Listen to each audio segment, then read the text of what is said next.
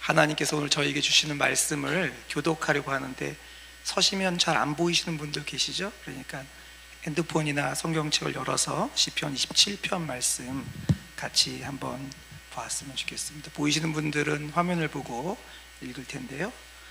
교독하겠습니다. 근데 교독하실 때 여기서 다윗이 시편을 쓰면서 하는 그 마음을 같이 한번 의미하면서 교독하도록 하겠습니다. 시편 27편 14절까지 교독하겠습니다. 제가 1절, 여러분이 2절 이렇게 읽도록 하겠습니다. 여호와는 나의 빛이요 나의 구원이시니 내가 누구를 두려워하리요. 여호와는 내 생명의 능력이시니 내가 누구를 무서워하리요. 악인들이 내 살을 먹으려고 내게로 났으나 나의 대적들 나의 원수들인 그들은 실족하여 넘어졌도다. 군대가 나를 대적하여 진칠지라도 내 마음이 두렵지 아니하며 전쟁이 일어나 나를 치료할지라도 나는 여전히 태어나리로다. 내가 여호와께 바라는 한 가지 일 그것을 구하리니 곧 내가 내 평생에 여호와의 집에 살면서 여호와의 아름다움을 바라보며 그의 성전에서 사모하는 그것이라. 여호와께서 환난 날에 나를 그의 초막 속에 비밀히 지키시고 그의 장막 은밀한 곳에 나를 숨기시며 높은 바위 위에 두시리로다. 이제 내 머리가 나를 둘러싼 내 원수 위에 들리리니 내가 그의 장막에서 즐거운 제사를 드리겠고 노래하며 여호와를 찬송하리로다. 여호와여, 내가 소리내어 부르짖을 때에 들으시고 또한 나를 긍휼히 여기사 응답하소서. 너희는 내 얼굴을 찾으라 하실 때에 내가 마음으로 주께 말하되 여호와여 내가 주의 얼굴을 찾으리이다 하였나이다. 주의 얼굴을 내게서 숨기지 마시고 주의 종을 노하여 버리지 마소서.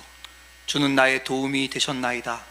나의 구원의 하나님이여 나를 버리지 마시고 떠나지 마소서. 내 부모는 나를 버렸으나 여호와는 나를 영접하시리이다. 여호와여, 주의 도를 내게 가르치시고 내 원수를 생각하셔서 평탄한 길로 나를 인도하소서. 내 생명을 내 대적에게 맡기지 마소서. 위증자와 악을 토하는 자가 일어나 나를 치려 함이니이다. 내가 산자들의 땅에서 여호와의 선하심을 보게 될 줄 확실히 믿었도다. 너는 여호와를 기다릴지어다. 강하고 담대하며 여호와를 기다릴지어다. 아멘. 하나님 말씀입니다. 다 함께 자리에 앉으시겠습니다. 제가 작년 정확하게 이맘때 이 교회에서 함께 말씀을 나눴던 기억이 있습니다. 1년 만에 와서 예배를 드리면서 참 감격스러웠습니다. 하나님께서 이곳에서 심겨진 기도를 들으시고 계시는구나 하는 그런 것을 강하게 느낄 수 있어서 너무 감사했습니다. 오늘 다윗의 시를 이렇게 함께 우리 27편을 보게 되었는데요. 혹시 이렇게 느껴지셨나요? 제가 일부러 교독할 때 마음을 느끼면서 하라고 했는데 이 시를 어떤 사람들은 뭐라 그러냐면 두 편의 시라고 말합니다. 전혀 다른 분위기의 고백이 한 편의 시 안에 들어있어서 원래는 두 편의 시인데 그것을 하나로 모아놓은 거다라고 말합니다. 왜냐하면 1절에서 6절까지는 확신과 믿음을 가지고 다윗이 고백해요. 한번 제가 읽어볼게요. 들어보세요. 1절 이렇게 말하죠. 여호와는 나의 빛이요 나의 구원이시니 내가 누구를 두려워하리요. 여호와는 내 생명의 능력이시니 내가 누구를 무서워하리요. 3절입니다. 군대가 나를 대적하여 진칠지라도 내 마음이 두렵지 아니하며 전쟁이 일어나 나를 치료할지라도 나는 여전히 태어나리로다. 얼마나 담대해요? 그런데 그렇게 고백했던 다윗이 7절로 넘어가면서 완전히 다른 태도를 보입니다. 7절 제가 읽겠습니다. 여호와여, 내가 소리내어 부르짖을 때 들으시고 또한 나를 긍휼히 여기사 응답하소서. 아니 그 첫 번째 고백했던 그 사람인가 싶어요. 12절은 이렇게 말합니다. 내 생명을 내 대적에게 맡기지 마시고 마소서. 위증자와 악을 토하는 자가 일어나 나를 치려 함이니이다. 아니 앞에서는 그렇게 담대하게 고백했던 다윗이 뒤로 가면 바지가랭이를 붙는 것처럼 정말 애원하고 두려움 가운데 있는 것을 보게 되어집니다. 그래서 꽤 많은 사람들이 이 시편은 원래 두 편인데 하나로 모아놓은 거다 이렇게 말하는 거예요. 그런데 그렇지 않습니다. 이 시편은 다윗이 한 편의 시로 쓴 시편이에요. 그런데 왜 어떻게 이렇게 다른 뉘앙스의 시가 이렇게 같이 들어있는 거죠? 이 시편을 어떻게 이해하면 되는 걸까요? 확실한 것으로부터 시작을 해야 됩니다. 먼저 이 시편이 마치 두 편처럼 보이지만 이 시편이 한 편이라는 증거가 있는데, 그것은 27편 1절부터 마지막 절까지 이어지는 곳에 들어있는 공통점이에요. 이 시편은요, 굉장한 어려움, 두려움, 인생의 위기 앞에 있을 때 다윗이 쓴 시편입니다. 그리고 그 위기가 전혀 해결되지 않았을 때 쓴 시편이에요. 그래서 1절부터 마지막 절까지 보면 반복적으로 등장하는 단어들이 있는데 그것이 그것을 증명해 주고 있습니다. 어떤 단어들이 등장하냐면 악인, 대적, 원수들, 이런 단어가 등장합니다. 다윗의 인생에서 가장 두렵고 끔찍한 트라우마가 있다면 한 세 가지 정도가 되는데, 첫 번째가 뭐냐면 국가 지명 수배자가 된 겁니다. 왕이 자기의 지명 수배를 내려서 전 나라가 자기를 쫓아가는, 잘못한 것도 없는데 그렇게 쫓기다 있는 것이 첫 번째 인생의 가장 큰 어려움이었습니다. 두 번째는 군대를 동원해서 자기를 잡기 위하여 자기를 포위했어요. 그저 그냥 지명 수배자로 쫓아간 게 아니라 다 에워싸고 자기를 포위해서 꼼짝 못할 형편에 놓였던 것이 인생의 가장 큰 어려움 중에 하나예요. 그래서 결국 어떻게 했죠? 자기가 죽였던 블레셋 땅으로 가서 자기가 망명을 요청할 정도로 갈 곳이 없었습니다. 세 번째 인생의 가장 큰 어려움은 자신의 아들이 반역을 일으켜서 전쟁을 일으키는데, 이 전쟁은요, 한 명만 죽이면 끝나 전쟁이에요. 다윗만 죽이면 전쟁 끝나는 거예요. 왜? 왕위를 바꾸려는 전쟁이니까. 그러니 모든 전쟁에서 모든 군사가 자기 목숨만 노리는 전쟁에, 그것도 아들 때문에 내몰린 사건이 있었습니다. 이것이 이 다윗이 가지고 있었던 인생의 가장 심각한 트라우마의 세 가지인데, 이 세 가지가 오늘 본문에 다 들어있습니다. 그것을 오늘 고백하고 있어요. 한번 제가 이게 같은 사람이 같은 시로 쓴 것인 것을 제가 조금씩 보겠습니다. 2절 보실까요? 2절에 악인들이 내 살을 먹으려고 내게로 왔으나 나의 대적들, 나의 원수들인 그들은, 정말 어려울 때 쓴 시예요. 3절입니다. 군대가 나를 대적하여 진칠지라도, 전쟁이 일어나 나를 치료할지라도. 다윗의 그 가장 어려운 시절을 말하고 있습니다. 6절입니다. 나를 둘러싼 내 원수, 포위된 거죠. 도망갈 게 없게 만든 거예요. 9절에 보시면 주의 얼굴을 내게서 숨기지 마소서, 주의 종을 놓아여 버리지 마소서. 지금 어떻게 느껴져요? 자기는 버려진 것 같아요. 하나님이 자기 안 돕는 것 같이 느껴진다고 말하고 있는 거예요. 10절입니다. 내 부모는 나를 버렸으나. 실제 성경에는요, 다윗의 부모가 다윗을 버렸다는 기록은 안 남아 있습니다. 그러면 이것을 어떻게 해석해야 될까요? 가장 의지하고 가장 내 마음을 둘 수 있는 그분, 그 존재로부터 배신당하는 상황, 이것을 묘사하고 있는 거죠. 11절입니다. 내 원수를 생각해서 평탄한 길로 나를 인도하소서. 이게 무슨 말이에요? 하나님, 저 진짜 불쌍하잖아요. 저 불쌍하니까 저 좀 봐주세요. 이 얘기를 지금 하고 있는 거죠. 12절입니다. 내 생명을 내 대적에게 맡기지 마소서. 위증자와 악을 토하는 자가 일어나 나를 치료하려 합니다. 나 억울해요. 위증자예요. 내가 공격받을 이유 없어요. 그런데 이런 험한 일을 만나게 되었어요. 결국 시편 27편은요, 다윗의 인생의 가장 두려운 그리고 가장 어려운 순간 가운데 쓰여진 시편이에요. 그리고 시편을 읽어보면 아시겠지만 아직 응답이 안 됐어요. 그냥 그 현장 가운데 쓴 시편이라는 거예요. 그런데 왜 이 시편을 오늘 함께 나누냐면요, 다윗만 그렇지 않아요. 그 모습도 다르고 정도도 다른데 저희도요, 인생 가운데 위기를 만나죠. 참 답답한 순간을 만나죠. 끝이구나 싶은 깜깜한 어둠을 만나게 됩니다. 다윗에게만 이런 일들이 있는 게 아니고요, 저와 여러분에게도 이런 일들이 있잖아요.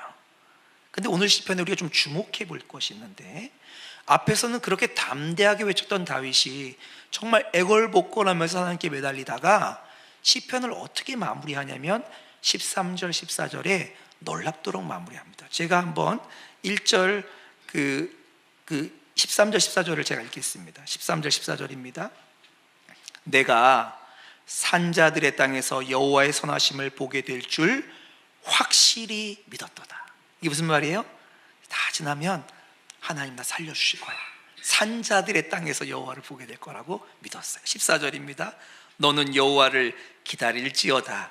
강하고 담대하며 여호와를 기다릴지어다. 아직 응답이 안 됐어요. 근데 기다려. 아직 징조가 없어요. 그런데 기다릴지어다. 이렇게 말하고 있습니다. 이 시편을 읽으면서 우리는 질문을 해야 됩니다. 어떤 질문을 하냐면, 다윗은 어떻게 이런 고백을 드릴 수 있었을 거야? 우리도 그런 위기 만나고 다윗도 만났는데 다윗은 어떻게 이런 믿음의 고백을 드리게 되는 걸까? 이 질문을 해야 됩니다. 그럼에도 불구하고 다윗이 앞에서 이렇게 막 담대하게 말하다가 뒤에서 막 가난하게 말하는 걸 보면 어떤 사람은 다윗이 그 다중인격자가 아닌가 이런 생각할 정도로 너무 대조적으로 보이거든요. 근데 오늘 시편을 정확하게 이해하기 위해서는 원어 성경이나 영어 성경을 좀 보시면 도움이 됩니다. 왜냐하면 1절에서 6절까지 다윗이 하나님에 대해서 얘기할 때 하나님이라고 얘기하다가 중간에 하나님을 대명사로 지칭하는 장면이 나옵니다. 무슨 말이냐면 그는 이렇게 하는 장면이 나와요. 그때 다윗이 하나님을 대명사로 지칭할 때 어떤 단어를 쓰냐면 3인칭 단어를 써요. 영어 성경으로는 he라는 단어를 써요. 이 얘기는 무슨 얘기냐면 지금 다윗이 1절에서 6절까지는 하나님에 대해서 어떻게 말하고 있는 거예요? 그분이 어떤지 객관적인 우리의 신앙을 고백하는 것처럼 고백하고 있는 거예요. 그런데 분위기가 확 바뀐 7절부터 시작하면 하나님을 지칭할 때 3인칭이 아니라 2인칭 you라는 단어를 씁니다. 무슨 얘기냐면 지금 7절부터는 다윗이 직접 하나님 앞에서 얘기하는 것처럼 얘기하는 거예요. 이 구절을 이해해야지 전혀 다른 분위기가 어떻게 한 시편 안에 등장하지 않습니다. 앞에 1절부터 6절까지는요, 우리가 오늘 사도신경을 고백한 것처럼 하나님은 이런 분이에요. 하나님은 전능하세요. 하나님은 위대하십니다. 하나님은 우리를 사랑하시고 부족함이 없으시고 나의 목자 되십니다 라고 담대하게 외쳤던 거예요. 그런데 그랬던 다윗이 어떻게 되죠? 자신이 이제 하나님 앞에 대면해서 말하는 것처럼 하나님께 말하니까 하나님 나 좀 살려주세요. 하나님 저 죽게 되었어요. 이렇게 말하는 거로 바뀌는 게 왜 그러냐면 처음에는 하나님에 대한 객관적인 신앙 고백을 드리고 뒤편에서는 하나님을 향한 주관적인 개인적인 하나님께 호소를 담고 있기 때문에 그런 것입니다. 그러니 두 편이 아닌 거죠. 사실은 한 편이에요. 그래서 다윗이 앞에서는요, 내가 누구를 무서워하리요 마음이 두렵지 아니하며 여전히 태어나리로다 라고 말했던 다윗이 뒤에 가서는 나를 긍휼히 여기사 응답하소서, 주의 종을 놓아여 버리지 마소서, 하나님이여 하나님이여 나를 버리지 마시고 떠나지 마십시오, 나 없는 것 같아요, 이렇게 말한 거예요. 그러니까 한편의 시인데 객관적인 고백과 하나님 앞에 호소의 고백을 같이 담고 있는 거죠. 근데 이게요, 우리도 그렇잖아요. 우리가 이렇게 교회에서 나와서 하나님 어떤 분이에요? 하면 하나님 선하신 분이에요. 하나님 전능하신 분이에요. 하나님 우리를 수렁에서 건지시는 분이에요. 하나님은 못하실 일이 없는 분입니다 라고 고백하다가 우리 인생의 어려움을 딱 만나면 우리 어떻게 하죠? 하나님 죽겠어요. 아이고 내가 고백했던 신앙 고백은 어디 간지 모르겠고 그냥 그 어려움 앞에 함몰되어서 눈물의 골짜기를 지나고 절망의 이야기를 토해내는 것이 우리잖아요. 다윗도 그랬고 우리도 그렇습니다. 그래서 하나님께서 우리에게 그 이야기를 들려주시고 계신 거죠.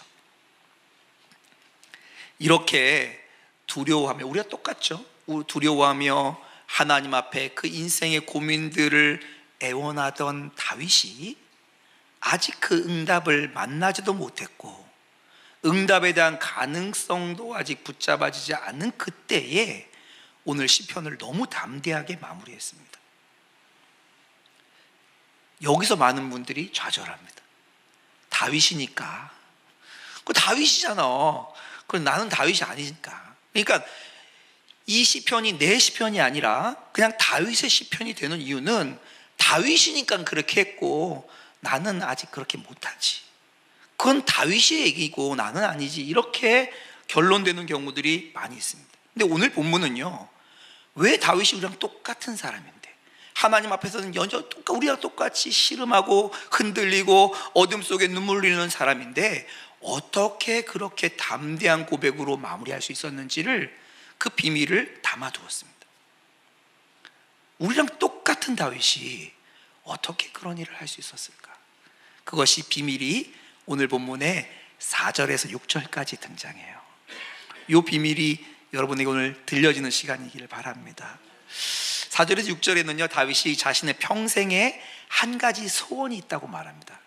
한 가지 바람이 있다고 말해요. 그 바람이 뭐냐면 평생에 하나님의 임재 앞에 살아가는 것이라고 고백을 하게 되었습니다. 제가 4절 말씀 읽겠습니다. 내가 여호와께 바라는 한 가지 일, 그것을 구하리니, 곧 그 한 가지 일이 무엇이냐면 내가 내 평생에 여호와의 집에 살면서 여호와의 아름다움을 바라보며 그의 성전에서 사모하는 그것이라. 여기에 여호와의 집도 있고 성전도 나오는데 그게 다 성소를 의미합니다. 그래서 이걸 그저 교회에 나와서 하나님께 예배 잘 드리는 것이 평생의 소원이다, 이렇게 해석하는 분도 계시지만 더 근본적으로 하나님의 집, 하나님의 성전이란 하나님이 계시는 장소를 말하는 거예요. 그러니 조금 더 정확하게 해석하면 저는 하나님 계신데 저도 있고 싶어요, 이 얘기를 하고 있는 거예요. 여기 선한목자교회에서 더 많이 오셔서 예배를 드리고 계시는데 많은 분들이 들으셨죠? 하나님 우리와 함께 하십니다, 우리와 함께 하십니다, 다 고백해요. 그런데 하나님 우리와 함께 하신다는 그 센텐스, 그 명제 말고 그 하나님이 나와 관계에 있어서 지금 나와 함께 하고 있다는 것을 다윗은 경험하고 싶었던 거예요. 저희 나라에 대통령 있죠, 그렇죠? 대통령 있어요. 있죠, 있죠. 근데 그분이 나하고 뭔 관계가 있냐고, 그 대통령이 우리 삼촌이에요 하는 거하고 대통령이 있지 하는 건 완전히 다른 거죠. 다윗은 그저 하나님이 나와 함께 하십니다가 아니라 평생에 하나님의 집에 살면서 여호와의 아름다움을 바라보고 그것을 경험하는 것을 사모했습니다. 이게 다윗이 가졌던 게, 소모한 게 뭐예요? 저는 주님, 당신의 임재 안에 당신과 친구가 되고 싶어요. 나는 당신이 계신 곳에 그저 계시지가 아니라 그것을 제가 누리며 살고 싶어요. 이 고백을 드린 거예요. 이것이 다윗의 평생의 소원이었습니다. 이런 소원을 드렸던 다윗이 그가 환난 가운데 하나님께서 어떻게 일하실 거라고 고백하는지를 주목해 보셔야 되는데 그것이 5절이에요. 자기가 평생의 소원이 하나님과 함께 하는 건데 내가 하나님과 함께 하는 하나님 이렇게 하실 거라는 믿음이 5절에 등장합니다. 5절을 제가 읽겠습니다. 여호와께서 환난 날에, 그러니까 다윗이 환난 날에 어떤 하나님 하실지를 기억하는 거예요. 나를 그의 초막 속에 비밀히 지키시고 그의 장막 은밀한 곳에 나를 숨기시며 높은 바위 위에 두시리로다. 다윗이 뭐라고 말하냐면 하나님이 자기 인생의 위기를 만날 때 보호하시고 지켜줄 거라고 말해요. 아멘이죠? 여러분에게 전부 다 그런 일이 있기를 바랍니다. 근데 더 이상한 게 하나 있어요. 하나님이 나를 지키시고 보호한다고 말하는 거 그친 게 아니라 어떻게 말하냐면 그의 조막 속에 비밀히 지키시고 그의 장막 은밀한 곳에 나를 어떻게 한다고요? 숨겨주신다고 말합니다. 하나님 어떤 분이세요? 하나님은 천지의 주권자 하나님이십니다. 어떻게 하셨죠? 10가지 재앙을 이집트에 모든 사람이 보도록 내리셨어요. 그냥 대놓고 드러내서 대서특필해서 매일매일 속보가 나오도록 그 일을 하셨습니다. 홍해를 모든 사람이 보는 앞에 가르셨습니다. 불기둥과 구름기둥 200만 명, 몇백만 명 사람들이 볼 수 있는 기둥을 세워서 인도하신 분이 하나님이십니다. 만나와 메추리악이라는 부정할 수 없는 증거들로 하나님의 전능하심을 입증하신 분이 하나님이에요. 태양이 멈추게도 하시고 땅이 갈라져서 배반했던 반역했던 자들을 삼키게도 하시던 분이 하나님입니다. 절대로 무너뜨릴 수 없는 가장 견고한 성이었던 여리고성을 하나님께서 전능하심으로 무너뜨리신 분이에요. 모든 것을 하실 수 있는 그분이에요. 그러니까 우리도 그걸 기대하거든요. 우리의 환난 날에 하나님 뒤집으소서, 역전을 이루소서, 대박을 터뜨리소서, 이게 우리가 원하는 거예요. 근데 다윗이 뭐라고 말하냐면, 그런 하나님 앞에서 하나님이 은밀한 곳에 나를 숨기실 거야, 비밀리에 나를 지켜주실 거야 라고 말합니다. 말이 좀 안 맞아요. 하나님의 전능한 팔로 쓸어버리소서, 뒤집어 엎으소서 이러면 되는데, 은밀한 곳에, 비밀한 곳에 우리를 감추고 숨긴다는 거예요. 이상하지요? 이게 오늘 다윗이 20편 가운데 담아놓은 비밀입니다. 물론 마지막에 궁극적으로 다윗은 고백해요. 하나님이 모든 사람 앞에 드러내고 하나님의 구원을 이루실 것을 고백합니다. 6절에 그렇게 나옵니다. 제가 6절 읽겠습니다. 이제 내 머리가 나를 둘러싼 내 원수 위에 들리리니, 원수들 다 보게 될 거라는 거예요. 궁극적으로 그런 일이 일어날 거예요. 그런데 그 전에 뭐가 있다고요? 은밀하게 비밀이 숨기신 하나님이 있다고요. 이게 우리의 신앙생활에 좌절을 향한 하나님의 답이라고 저는 믿습니다. 굉장히 많은 성도들이 자신의 신앙의 고백과 인생의 위기 앞에서의 우리의 신앙의 다름을 발견할 때 좌절합니다. 아, 내가 잘못 믿었나? 내가 고백했던 게 헛건가? 이제 단기 선교, 국내 선교를 마치고 이제 일터로 돌아오고 집으로 돌아가면 이렇게 은혜를 받고 갔는데 몇 시간 안 돼도 확 무너지는 나를 보면서, 야, 이게 내가 이거 대중심리에 취해서 그랬던 게 아닐까? 이런 생각이 듭니다. 목사이고 선교사로 살았던 저의 삶 가운데도, 야, 내 믿음은 어디 있었나? 이런 순간이 와요. 은밀하게 답답하고 무너지는 날이 오더라고요. 그래서 저희가 우리의 신앙에 대한 회의를 갖기도 하고, 다윗은 다윗이고 난 나야, 이렇게 말하기도 하는 것 같습니다. 여기에 비밀이 있어요. 하나님이 대놓고 모든 사람들 앞에서 우리의 구원을 완성하기 전에 하나님은 우리를 은밀한 곳에 숨기십니다. 비밀한 장소에서 그 어려움의 시간을 지나가게 하세요. 하나님만 알고 나만 아는 비밀이 거기에 있는 거예요. 다윗은 그것을 경험해 왔거든요. 다윗은 그 하나님이 대놓고 하실 수도 있음에도 불구하고 은밀한 곳에, 비밀한 곳에 자신을 감추시는 하나님을 만나왔던 거죠. 다른 사람의 눈에는요, 그것을 지나고 보면 우연이라고 말합니다. 재수가 좋았다고 말해요. 그냥 뭐 밥 사라, 복권 사라 그래요. 근데 자기는 알아요. 이건 내가 한 게 아니야.